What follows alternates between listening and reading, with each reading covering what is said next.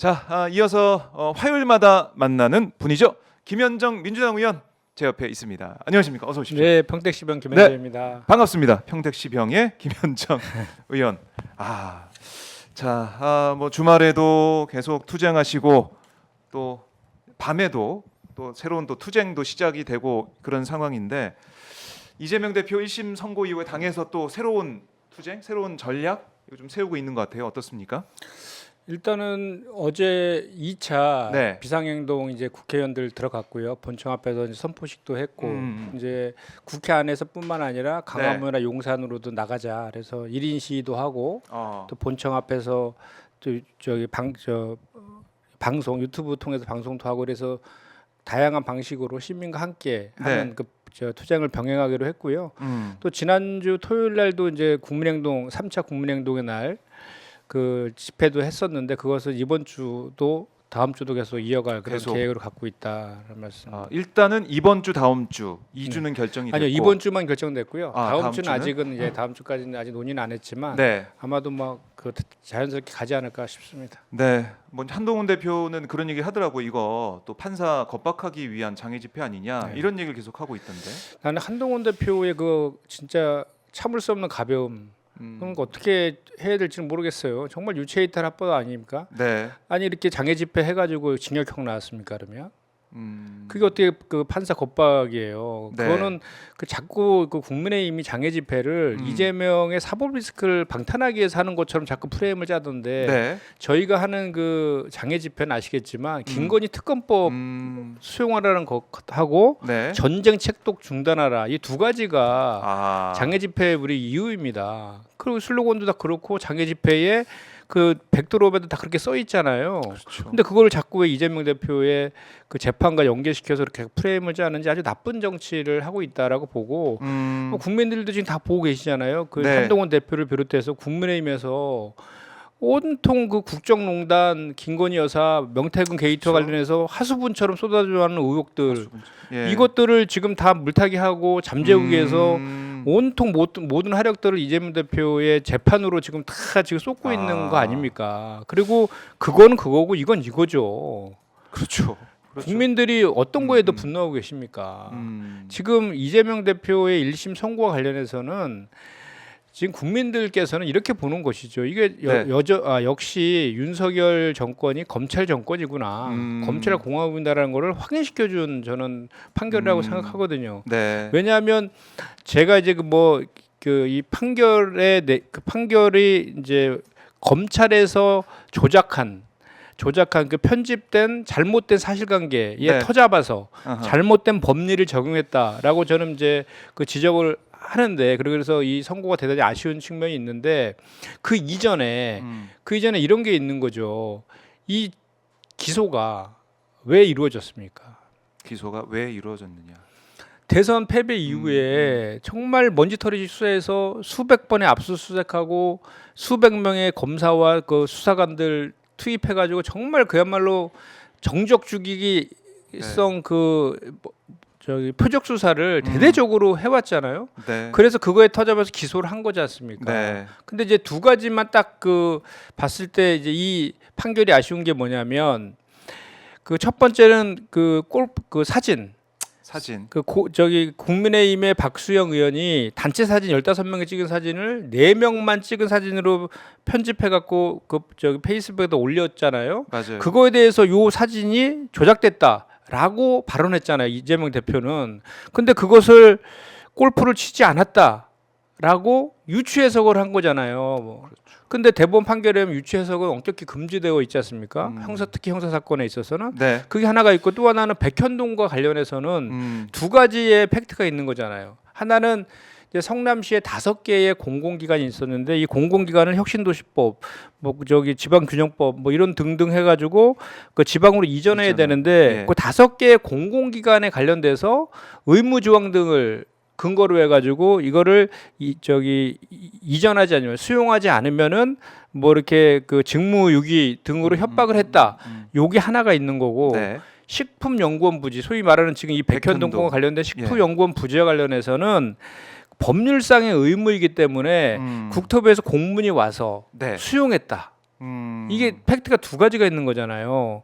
근데 두 번째를 지금 허위사실 공표라고 얘기한 거지 않습니까? 네. 그러면서 근거로 얘기한 게 협박 발언. 이것은 협박을 받은 게 아니라 네.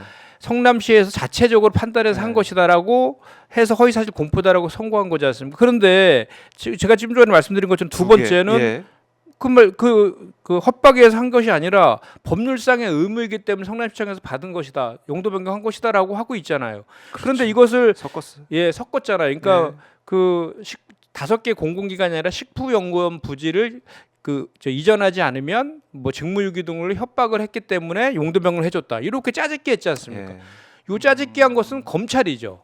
그렇죠. 이 짜집기 한 검찰의 그 주장을. 사실관계를 그대로 인정을 한 네. 상태에서 잘못된 법률을 적용한 거죠. 잘못된 법률이 또 뭐냐면 이거는 헌법재판소의 판례인데 네. 이 공직선거법 250조 1항에 있어서는 그 행위가 후보자 본인이 해야 되는 거예요. 근데 이것은 협박을 받았다, 협박을 네. 했다라는 것은 제3자 아하. 국토부가 한 거잖아요. 그렇죠. 그러니까 본인의 행위가 아닙니다. 그리고 그 행위도 후보자의 성품이나 자질, 네. 능력과 관련돼야 되는 것인데 아하. 협박을 받았다, 안 받았다, 이것은 주관적 인식과 느낌이잖아요. 그렇죠. 그러니까 이 여기에서도 법리 적용도 잘못된 측면이 있는 거지 않습니까? 이 두 가지 측면에서의 대단히 아쉬운 판결이었다는 네. 것이죠. 그리고 사실 국정감사장에서 얘기한 그 그렇죠. 발언인데 예. 그것도 국회 이제 증감법에 따라서 처리하면 될 일을 그걸 이제 가져와 가지고 요리저리 막 해가지고 검찰의 주장을 다 받아들여서 공직선거법으로 이렇게 판결을 내렸다. 근데 그런 측면도 있지만 또 하나는 이게요. 네. 87년 체제 이후에 대선에서 낙선한 후보에 대해서 이렇게 정말 가혹하리만큼 수사해가지고 기소한 사례가 있습니까? 과거에 이해창 저 낙선한 국민의힘 후보 네. 또 그런 거 관련된 것도 홍준표 당시 후보도 그런 것들이 있었는데 우리 승리한 쪽에서는 다 그거에 대해서 포용하고 그렇죠. 왜 그럽니까 그걸? 국민 통합 때문에 그런 거잖아요. 그렇네요. 지금 이 선거 때문에 얼마나 국론이 지금 분열되어 있습니까? 그리고 우리 공직선거법 250조 1항을 보면은 네. 두 가지가 있어요. 허위사실 공표 관련해서 그 낙선 목적으로 하는 허위사실 공표가 있고요. 네. 당선 목적으로 하는 허위사실 공표가 있어요. 음. 그런데 낙선 목적으로 하는 것이 훨씬 더 가중됩니다, 형이. 그런데 당선 목적으로 이건 기소된 거예요, 이 건은. 그렇죠. 이재명 대표가 예. 당선되기 위해서 이렇게 거짓말했다. 네. 뭐 이런 거죠. 허위사실 공표. 그런데 당선 목적으로 허위사실 공표로 해서 징역형을 선고받은 사례가 지금까지 단 한 차례도 없어요. 아하. 그만큼 형평성, 그 형량에 있어서 대단히 큰 문제가 있다라는 것을 지적하지 않을 수 없는 것이고 네. 또 하나는 가장 근본적인 것, 정말 현저하게 윤석열 당시 후보와의 형평성을 잃은 것 아닙니까? 그럼요. 우리가 지금 돌이켜봐도 윤 대통령의 발언이 다 이제 거짓으로 드러나고 있는 것들이 한두 가지가 아니죠. 예. 그때 손해 보고 저런했다, 김건희 여사가 주가조약 관련해서 예. 그거 하나 있죠. 그리고 장모 최은순 씨는 10원 한 10원 장 손해 끼친 적 없다라고 하고 또 당시에 우리가 많이들 이제 잊고 계시던데 당시 윤우진 용산 세무서장 한테 예. 그 변호사 소개해줬다. 이것도 명백한 허위였잖아요. 그것도 있었네요. 그 관련해서 6건인가가 고발됐어요. 윤석열 후보가 당시에 예. 전부 다 무혐의 처리했지 않습니까? 그런데 우리가 대통령이 되더라도 불소추 특권이 있는 것이지 공소시효가 중단되잖아요. 맞아요. 그러니까 나중에 이제 중단돼요. 임기 끝나면 다 이거 다 기소해가지고 다 수사해서 처벌받을 수 있는 거거든요. 네. 그러면 거기는 그렇게 훨씬 더 이재명 대표와 관련된 것보다 훨씬 더 명확한 허위 사실과 관련된 공표들을 했는데 그건 전부 다 무혐의 처분은 이렇게 국가를 운영하면 네. 국민들이 통합이 되겠습니까? 그러니까 지금 이게 정치를 하고 있는 거잖아요, 우리가요. 네. 대통령 국민 통합을 위해서 대통령의 이제 자리에 가는 것인데 지금 이후에 낙선한 후보자에 대해서 이렇게 그야말로 먼지털이식 수사를 하면서 1심 선고 징역형까지 나오게 되는 이 흐름까지 만들었단 말입니다. 예. 그리고 또 예. 이제 한 가지 좀 덧붙이면 예. 이 윤석열 검찰에서 얼마나 지금 나쁜 행위들을 한 거냐면 정치의 사법화를 완전히 조장했단 그렇죠. 말이죠. 예. 지금 저 이재명 대표 같은 경우는 아주 압도적으로 1위를 달리고 유력한 대선 후보잖아요. 네. 그 대선 후보에 대한 국민들의 그 선택권을 완전히 제한할 수 있는 1심 선고를 한 거거든요. 네. 그 원인을 제공한 거거든요. 윤석열 검찰에서. 그렇죠. 네. 야. 그리고 또 하나는 이제 우리 헌법에 예. 정당 민주주의 규정하고 있잖아요. 음. 근데 이 판결에서 만약 이게 그대로 유죄로 확정되면 433억 원이라는 그 돈을 네. 제1야당이 반환해야 되잖아요, 우리 당이. 그렇습니다. 그럼 그건 정당의 존폐와도 연관되는 그런 문제인데 이렇게 이런 함의가 대단히 큰 이런 것들에 대해서 이렇게 쉽게 기소하고 또 조작된 사실관계 기인해서 너무 그 과한 형량이라든지 그 유죄 판결에 대해 있어서는 네. 이건 반드시 사실관계뿐만 아니라 법리 적용 측면에서 항소심에서 충분히 다퉈서 충분히 저희는 다시 뒤집을 수 있다. 저는 개인적으로 그렇게 생각합니다. 네. 그렇게 돼야 된다고 보고요. 아하. 지금 민주당 이제 내부 분위기는 좀 어떻습니까, 의원님 파악하신 지금 분위기? 오히려 뭐 이재명 대표를 살려야 된다라고 음. 해서 가장 그 결속력이 강한 그런 상태이죠. 네. 뭐 또 보수 언론에서 보수 언론과 또 여당에서는 그 민주당의 분열을 또 이제 조장하는 뭐 플랜 B 얘기도 하고 벌써 뭐 삼김 뭐 어쩌고 막 이런 얘기 하면서 또 예. 하던데 지금 현재 우리 민주당의 내부 결속은 그 어느 때보다 강하고 네. 이 잘못된 이 윤석열 검찰과 공정과 상식을 상실한 윤석열 정권에 대해서 정말 그 맞짱 투쟁을 해야 된다 이런 기조입니다. 네.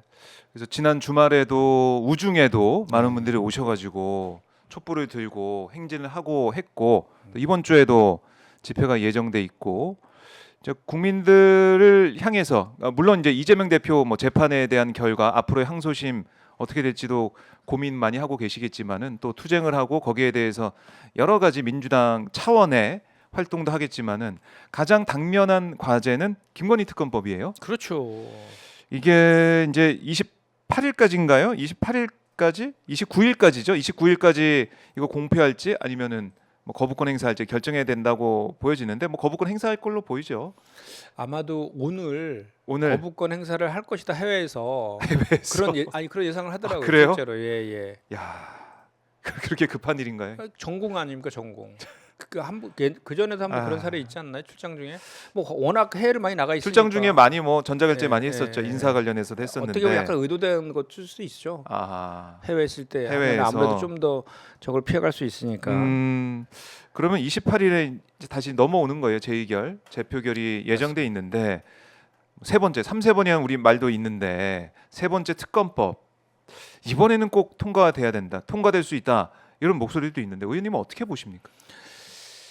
통과돼야 되는데 네.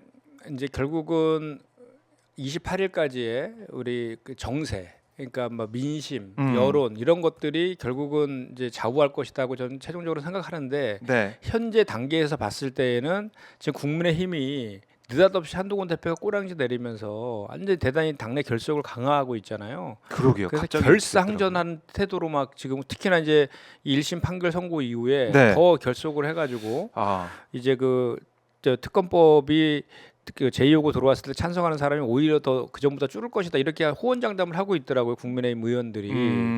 근데 저는 그거와 관련해서 네. 정말 그 국민의힘도 한동훈 대표도 정말 국민들한테 이런 정치하면 안 된다. 그 얘기를 좀 할 수밖에 없는 것이 네.